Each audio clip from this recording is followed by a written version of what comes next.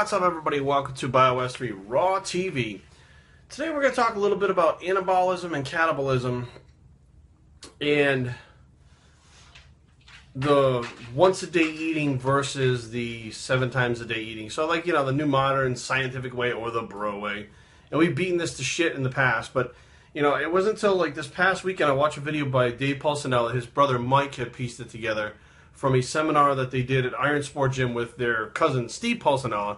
If you guys don't know who these guys are, just look up Raising the Bar, Bodybuilding Raising the Bar. You'll find out who Dave is real quick. And he went on to explain. Now, first, let me back up. Now, months ago, maybe even a year ago or so, I explained and tried to break down how the body is not only in anabolism or catabolism, that it fluctuates throughout the day of gaining fat, gaining muscle, and losing muscle throughout the day, and it shifts, and you could possibly, by the end of the day, have gained muscle and lost fat, or gained fat and lost muscle, or vice versa. And people were like, that's fucking crazy, da-da-da. For some reason, these wingnut fucking people think that, you're only burning fat, like, when you're in the gym on the elliptical. That's the only time you're burning fat. So try to get 400 calories, because that's where you're burning your fat. I'm like, this is fucking ridiculous.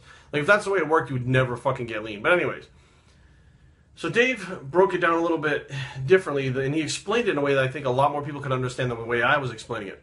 He explained it as everything in your day has to be categorized. If you're trying to gain muscle, everything in your day has to be categorized as a catabolic event or an anabolic event. Now, when you get up in the morning, you're essentially catabolic. That's a catabolic event, waking up in the morning. Now, if you eat food right away, that's an anabolic event. So every time you eat a meal, that's an anabolic event. You're switching on protein synthesis to gain muscle. That's how it works. You're coming out of the catabolism. Cardio is a catabolic effect. Now, if you get up in the morning and you do your cardio, and you don't eat all day, and you only eat once at night, you have like an 8-hour fucking span of catabolism. There's a 99% chance that you're going to be catabolic that whole fucking time. Because you're also going to be doing stuff like going to work and doing this and doing that. You're going to be doing all this activity without feeding your body. A catabolic event. Now, let's say you got up in the morning, you did your cardio. Now you had, let's say 30 minutes of cardio. Okay, you literally have a good maybe 4 or 5 hours that your body has that afterburner effect, that you're burning calories throughout the day. If you're not eating, it's not going to suddenly say, hey, let's spare all this muscle tissue. It's going to continue to break down what it can the easiest and burn, which could be muscle. But if, let's say, an hour after you did your cardio, you had a meal, that meal digests for the next few hours. As the proteins or the muscles are being broken down for the amino acids to make glucose and other things, it's being replaced by the food you put back in. So that's an anabolic event. Excuse me, I keep fucking that up. Catabolic event, anabolic event. So every time you eat is an anabolic event.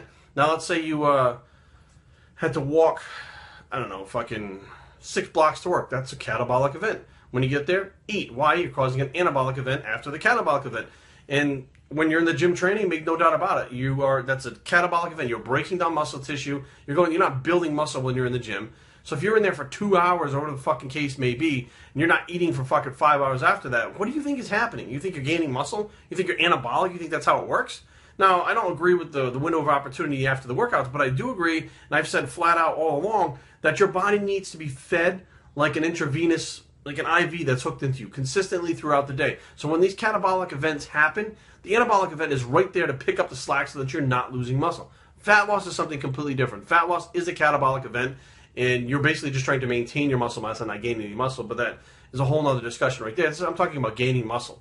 Now, at the end of the day, which some people go, at the end of the day is when the end of the day could be anything for anybody. It's essentially when your body cycle revs down, shuts down, and you go to sleep. That's what I consider the end of the day. It's not like 9 o'clock at night. It's not like by midnight I have to get it in because the next day starts. Your body should be on a cycle day after day. It's the same fucking time you go to bed, the same time you get up in the morning, or whatever the case may be. Maybe it's a couple of days that you stay up later or whatever because you don't have to work the next day, whatever the case may be.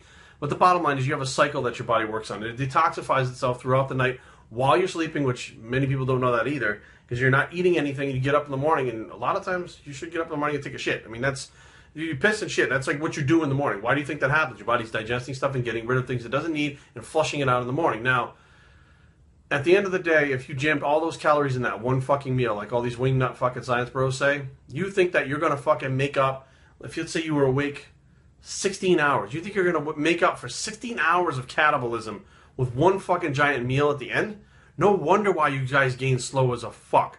You guys gain muscle slower than anybody I've ever fucking seen. And most of the time, you lose fat slower than anybody I've ever seen.